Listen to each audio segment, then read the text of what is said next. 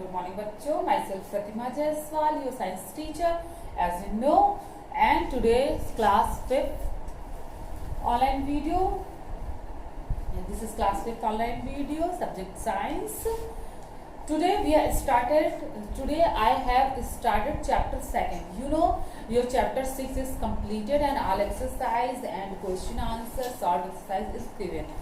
I hope you all have completed your work and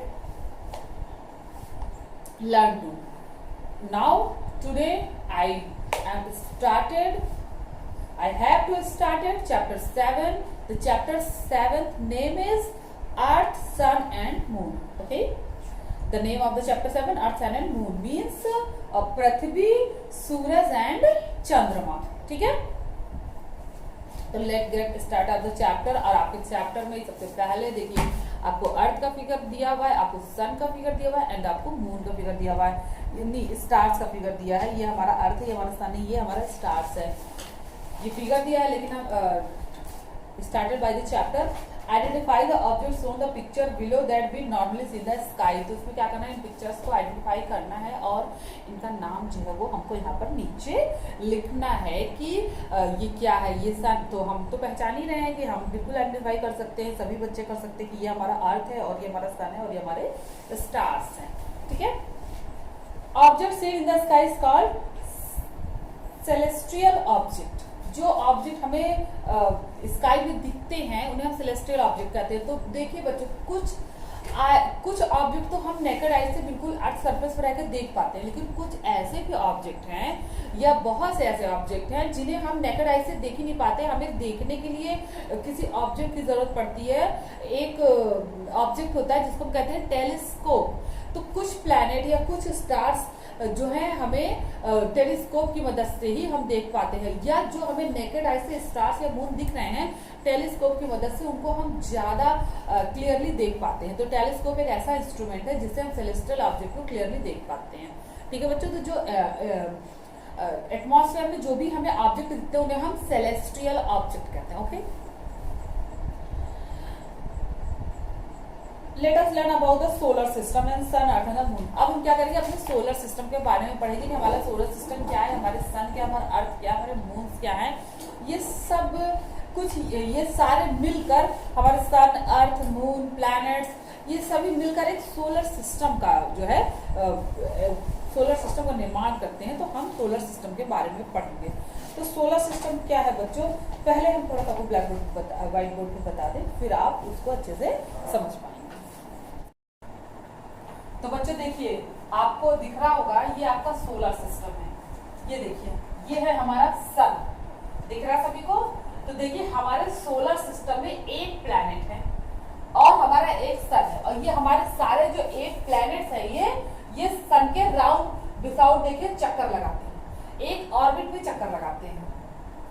तो देखिए सन के सबसे बिल्कुल नियरेस्ट जो हमारा प्लैनेट हुआ है मरकरी. ठीक, मरकरी के बाद हमारा वीनस, फिर थर्ड नंबर पे हमारी अर्थ यानी जिसपे हम रहते हैं हमारी पृथ्वी है. उसके बाद फोर्थ नंबर हमारा मार्स है. उसके बाद जुपिटर, सैटर्न, यूरेनस और नेपच्यून. तो देखिए ये सारे जो भी हमारे प्लैनेट्स हैं ये हमारे सन के अराउंड चक्कर लगाते रहते हैं और सबका एक ऑर्बिट पूरा करने का एक निश्चित टाइम है, एक पर्टिकुलर टाइम में वो अपना पूरा ऑर्बिट पूरा करते हैं. जैसे कि हमारा अर्थ है तो वो उसको सन के नियर बाई जो है वन ऑर्बिट पूरा करने में 364 होल 1.4 टाइम लगता है. यानी कि एक साल का समय जो हमारा होता है 364 या 364 होल 1/4 या हम इसे 365 डेज कह सकते हैं. यानी कि इसको एक ऑर्बिट पूरा होने में 365 डेज का समय लगता है. तो अर्थ हमारा जो एक ऑर्बिट सन का पूरा करता है वो 365 डेज में पूरा करता है, जो हमारे लिए पूरे एक साल का समय है. 365 days with in 1 year 365 days होते हैं. मींस अर्थ को सन का ऑर्बिट पूरा करने में एक साल लग जाते हैं. तो ऐसे ही हमारे जितने जो प्लैनेट्स हैं ये सन के ऑर्बिट को पूरा करने में किसी को 2.5 साल लग जाते हैं, किसी को 3 साल लग जाते हैं. सबका टाइमिंग अलग अलग है और सब अलग अलग, सबका वेलोसिटी अलग अलग है, सबकी और चलने की क्षमता अलग अलग है. इस वजह से इनकी सबकी टाइमिंग अलग अलग है. नहीं कि 365 डेज में सारे प्लैनेट सन के चक्कर लगा लेते हैं। अर्थ 365 डेज में लगाता है, इसके अलावा 223 में वीनस 223 डेज में ही लगा लेता है। तो इस तरह से अलग अलग डेज में सन के ये चक्कर लगाते हैं।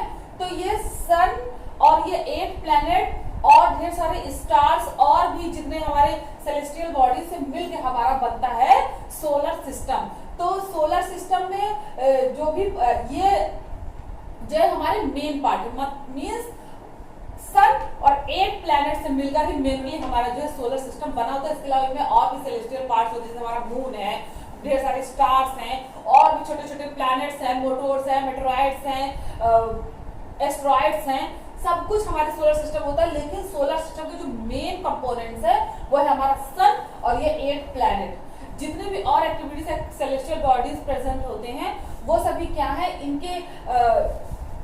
इनका जो फंक्शन होता है इसके अकॉर्डिंग वो सभी प्रोड्यूस होते हैं। लेकिन जो हमारे सोलर सिस्टम के जो मेन कंपोनेंट्स है वो हमारा सन और हमारे 8 प्लैनेट। देखिए यहाँ पे 8 प्लैनेट अकॉर्डिंग टू द सन के ऑर्बिट में चक्कर लगाने के अकॉर्डिंग यहाँ पर सिस्टमेटिक मैंने यहाँ पर इसका फिक्साइजेशन किया है। तो आप देख सकते हैं कि सन के सबसे बगल मरकरी सबसे पहला या सबसे नियरेस्ट प्लैनेट है, इसको हम हिंदी में बुध कहते हैं।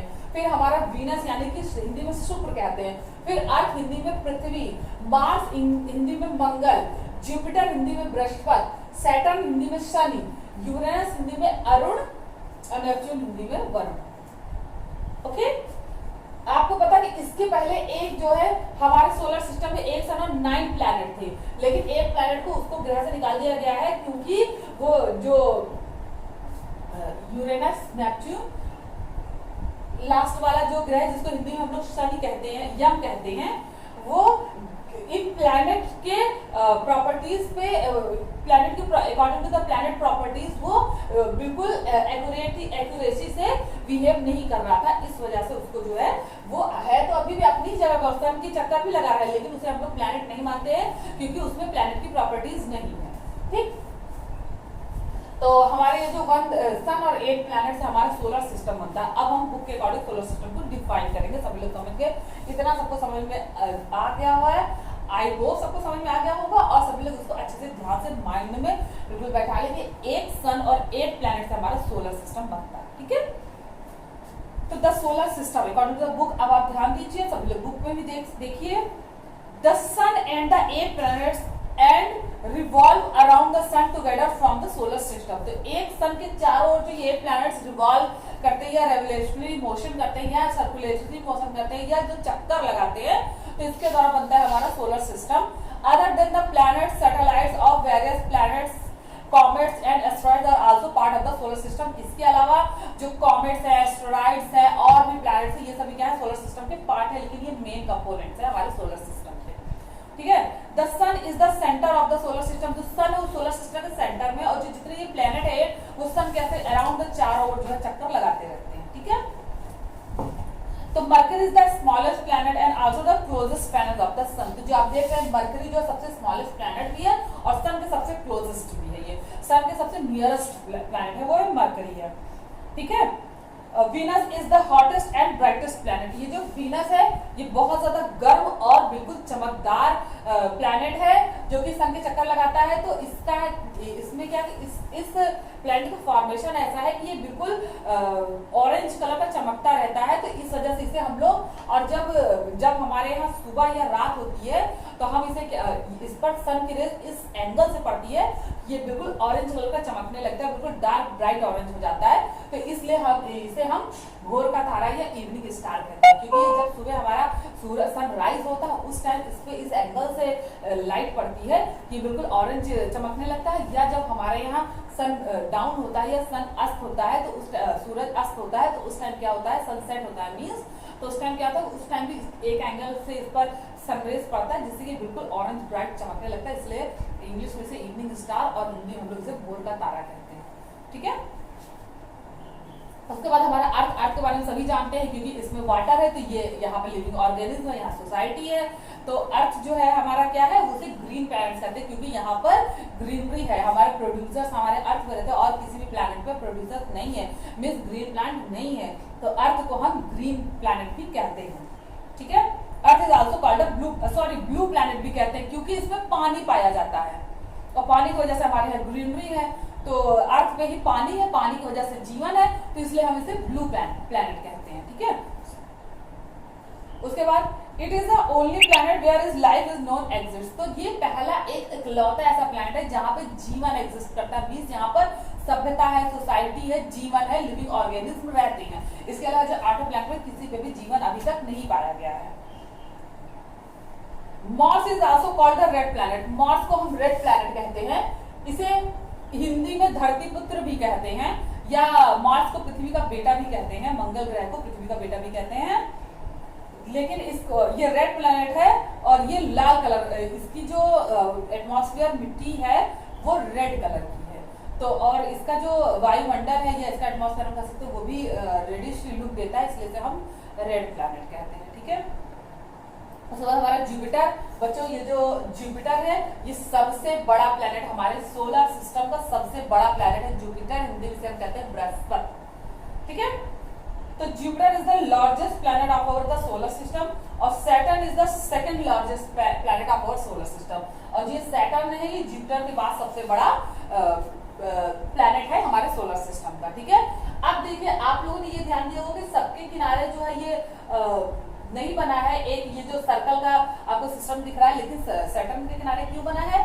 तो बच्चों सैटर्न के किनारे ये डस्ट की वेव चलती रहती है, या हिंदी में हम कह सकते हैं कि धूल भरी आंधियां चलती रहती हैं जो सैटर्न को बिल्कुल कवर किए रहती है। इसलिए सैटर्न के जब भी हम सैटर्न को डिनोट करते हैं तो उसके साथ ये वाला पोर्शन जरूर बनाते हैं। देखिए आपकी बुक के भी सोलर सिस्टम में बना हुआ है।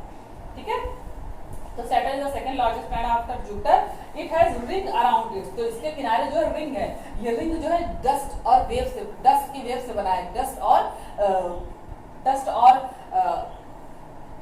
मॉइस्चर का और उसमें एयर कंपोजिशन और गैसेस हैं, तो गैसेस की पूरी इसमें एक रिंग बनी होती है सैटर्न के किनारे। ठीक है, जो टेलीस्कोप से देखने में भी हमें वो रिंग बिल्कुल विजिबल होती है। ठीक है बच्चों, Saturn is so light that if there was a tube of water big enough to hold, or okay, Uranus is the coldest planet of the solar system। वही जो हमारे यूरेनस है वो हमारे पूरे सोलर सिस्टम का सबसे ठंडा प्लैनेट है। मींस इस पे सन रेज कुछ इस तरह पड़ती है कि इसमें बिल्कुल भी हीट और वार्म जो है प्रोड्यूस नहीं हो पाता, और ये बहुत ठंडा प्लैनेट है हमारे सोलर सिस्टम का। Neptune is the farthest from the sun. और नेपच्यून जो है वो जिस तरह मरकरी सन के बिल्कुल पास है, उसी तरह से नेपच्यून जो है वो सन के बिल्कुल दूर जो प्लैनेट है, ये सन से सबसे दूर जो प्लैनेट है उसे हम सोलर सिस्टम का लास्ट प्लैनेट कहते हैं, जिसका नाम है नेपच्यून। ठीक है,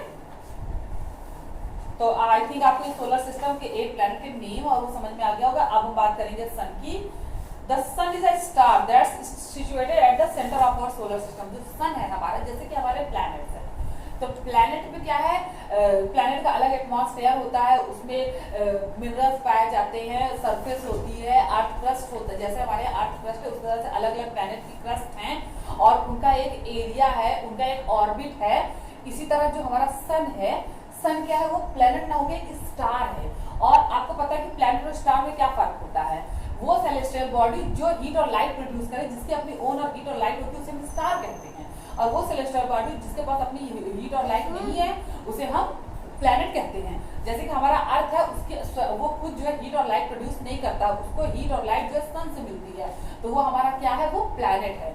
और जो हमारा ये सन है जो हीट और लाइट सन प्रोड्यूस करता है वो है स्टार। इसी तरह हमारे जो स्टार्स हैं, जो हम रातों में देखते हैं छोटे छोटे तारे चमकते रहते हैं, स्टार्स होते हैं, वो क्या है, उनकी खुद की हीट और लाइट प्रोड्यूस होती है, लेकिन वो हमें सन से छोटे इसलिए दिखते हैं क्योंकि देखिए सन हमको, सन भी स्टार है, वो स्टार भी स्टार है, लेकिन दोनों में डिफरेंस क्या है? सन हमारे प्लैनेट के बहुत पास है और इस एक सन के चारों प्लैनेट चक्कर लगाते हैं, तो सन एक विशेष या स्पेशल सन स्टार हो गया। इसके अलावा जो स्टार्स हमें नाइट में स्काई में दिखते हैं, तो उसमें से कुछ स्टार तो सन से भी बड़े स्टार है, बहुत बड़े हैं, लेकिन वो हमसे बहुत दूर होने की वजह से वो हमें छोटे दिखते हैं। और वो स्टार भी हीट और लाइट प्रोड्यूस करते हैं। कहने का मतलब है जो सेलेस्टियल बॉडी खुद हीट और लाइट प्रोड्यूस करे उसे सन कहेंगे, और जो हीट और लाइट प्रोड्यूस ना करे उसे हम प्लैनेट कहेंगे, यानी हिंदी में ग्रह कहेंगे। ठीक है,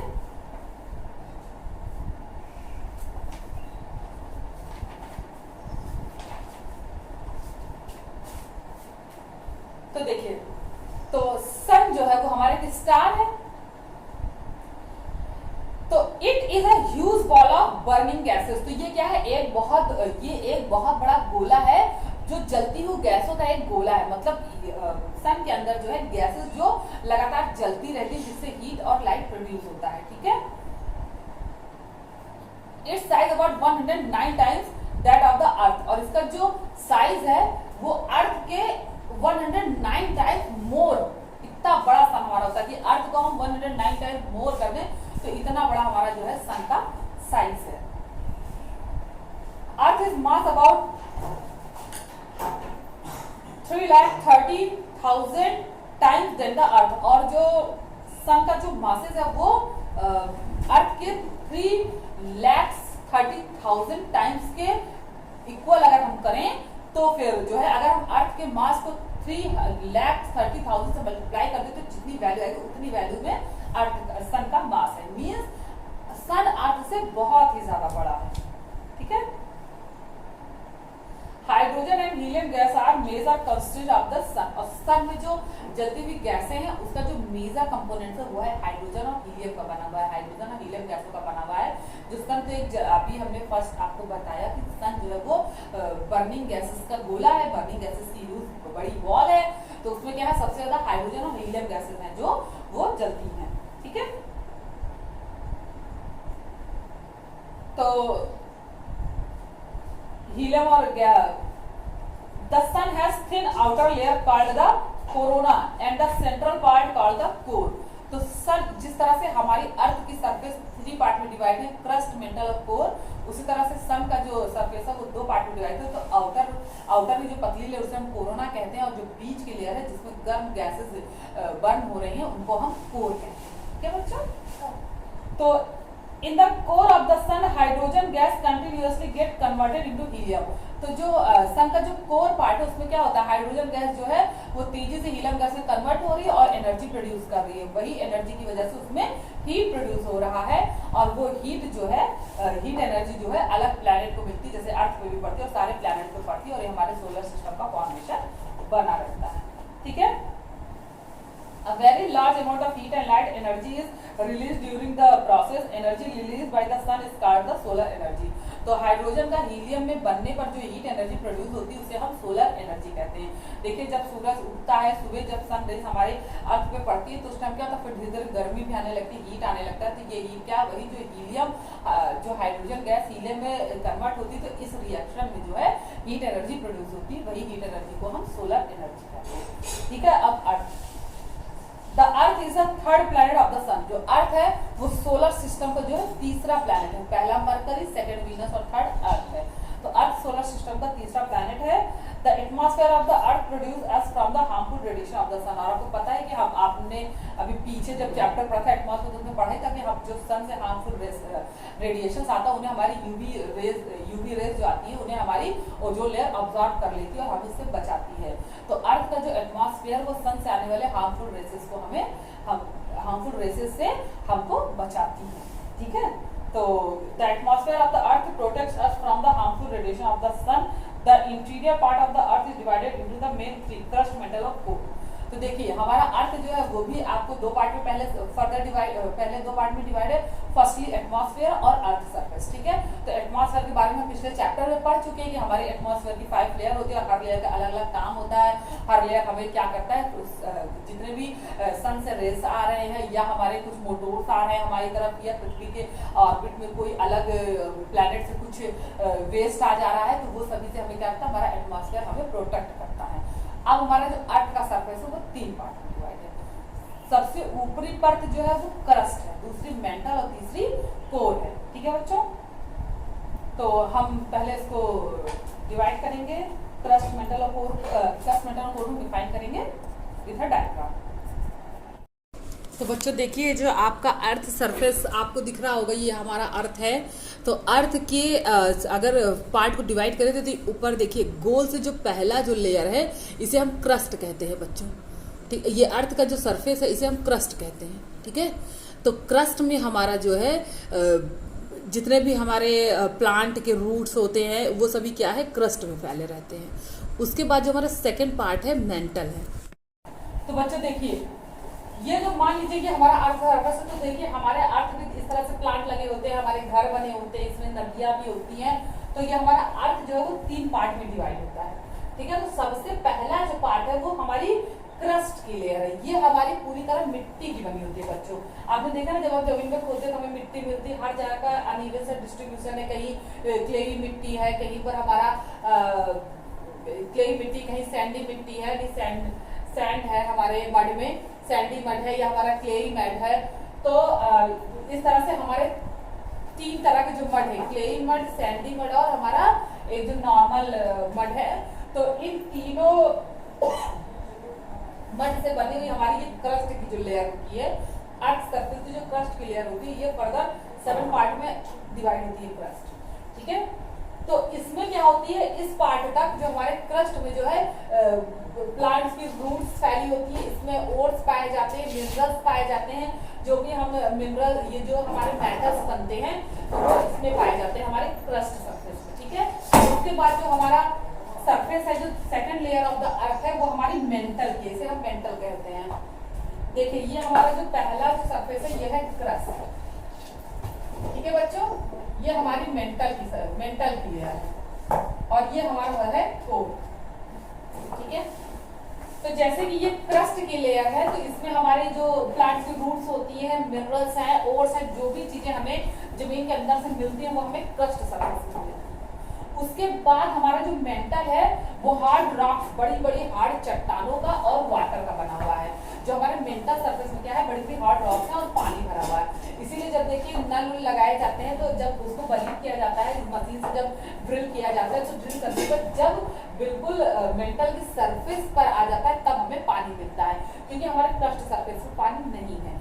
क्रस्ट सरफेस में क्या है, ओर्स हैं, मतलब कि जो मिनरल्स के लिए ओर्स हैं, और हमारी लेयर है इसकी प्लांट्स की रूट्स हैं, और हमारे जो भी मेटल्स वगैरह या ब्लैक सॉइल या क्ले वाले सॉइल के डिफरेंट पार्ट है हमारा क्रस्ट सरफेस में।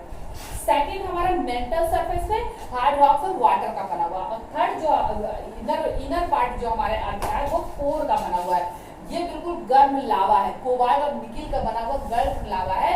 इसीलिए जब देखिए वोल्केनोज होता है, तो वोल्केनोज में क्या होता है कि इसी कोर जो होता है, जब कोर अर्थ सरफेस से निकलकर कोर अर्थ सरफेस निकल के बाहर आ जाता है, तो उसे हम कहते हैं वोल्केनो इरप्शन या ज्वालामुखी का फटना, ठीक है, ब्लास्ट ऑफ वोल्केनो, ठीक है। तो जब हमारा फर्स्ट सरफेस है वो पूरा मड का बना हुआ है, क्रस्ट है, सेकंड सरफेस हार्ड रॉक और वाटर का बना हुआ मेंटल है, और थर्ड जो लेयर है वो हमारी कोर की बनी हुई है, बिल्कुल हॉट मेटल्स है, इसमें सारे पिघले हुए हॉट मेटल्स है, गर्म जो है लिक्विड फॉर्म में यहाँ पे हॉट मेटल्स है, जो कि इनका टेम्परेचर बहुत ज्यादा होता है।